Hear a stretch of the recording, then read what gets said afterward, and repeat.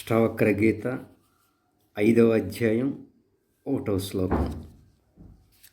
జనకుడు చెప్పిన అనుభవ ఉల్లాసము వలన శిష్యుణ్ణి పరీక్షించదలిసిన వాడై అష్టావక్ర మునీంద్రుడు ఇప్పుడు జనకుడికి లయయోగాన్ని ఉపదేశిస్తూ ఉన్నాడు. లయమును పొందు అని 5వ అధ్యాయంలో 1వ శ్లోకంలో తే సంగః న అస్తి కేన అపి కిం శుద్ధః త్యక్తుం ఇచ్ఛసి సంఘాత విలయం కుర్వన్ ఏవమేవ లయం రజ.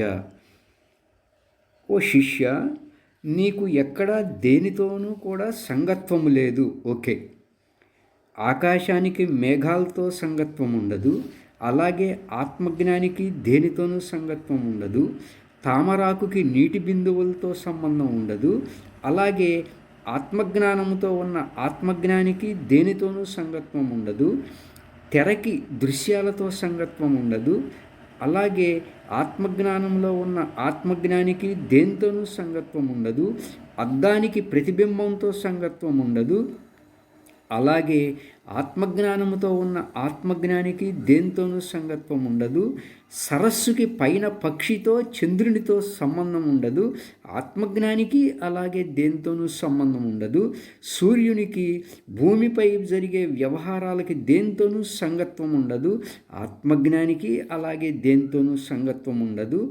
అలా ఆత్మజ్ఞానికి ఈ ప్రపంచ విషయాలపైన ఏ సంగత్వము, ఏ కర్తృత్వ భావము, ఏ భోక్తృత్వ భావము ఉండదు.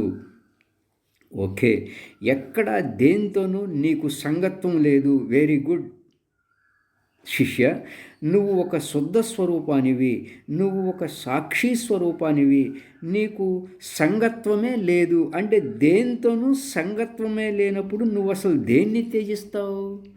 నీకు దేంతోనైనా సంగత్వం ఉన్నప్పుడు మాత్రమే దాన్ని త్యజించాలి అనుకోవడంలో తప్పు లేదు. నీకు దేంతోనైనా బంధం ఉన్నప్పుడు మాత్రమే ముక్తిని కోరుకోవాలి అనటంలో తప్పు లేదు. చాలా బాగా గమనించాల్సిన విషయం ఇది. అంటే నీకు దేనితోనైనా సంగత్వం, అంటే బాహ్య ప్రపంచ విషయాలతో కానీ, దేహంతో కానీ, మనసు ఆలోచనలతో కానీ దేంతోనైనా సంగత్వం ఉన్నప్పుడు దాన్ని త్యజించాలి అనుకోవడంలో తప్పు లేదు. అలాగే ఓ శిష్య, నీకు దేంతోనైనా బంధం ఉన్నప్పుడు ముక్తిని కోరుకోవాలి అనుకోవడంలో తప్పు లేదు. కానీ బంధమే లేనప్పుడు ముక్తి ఎందుకు? సంగత్వమే లేనప్పుడు త్యజించాలి అనే కోరిక ఎక్కడున్నది? సంగత్వమే లేనప్పుడు దేన్ని విడిచిపెడతావు నువ్వు అని ఇలా ఆత్మజ్ఞాని యొక్క స్థితిని గూర్చి అష్టావక్ర మునీంద్రుల వారు ఈ 5వ అధ్యాయంలో చెబుతూ అంటే ఏం చెప్తున్నారయ్యా అంటే, ఓ శిష్య, ఎప్పుడైతే మనం బాహ్య ప్రపంచ వస్తు విషయాలతో, దేహంతో, మనసు ఆలోచనల సంఘాతంతో తాదాత్మ్యం చెందిపోయి ఉన్నామో అప్పుడు మనల్ని అవి ఒక అఘాతానికి గురి చేస్తుంది జీవితం అంతా కూడా.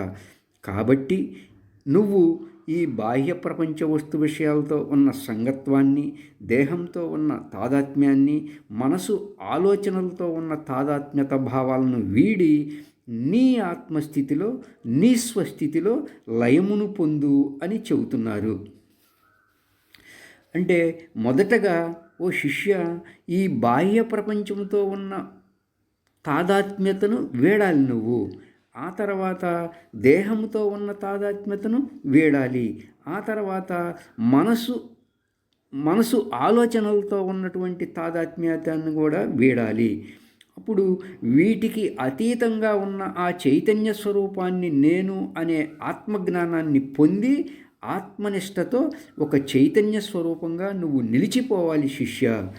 నువ్వు ఎవరు అంటే చూడబడేదేది కూడా నీవు కాదు సుమా, నీ వాస్తవ స్వరూపం కాదు సుమా.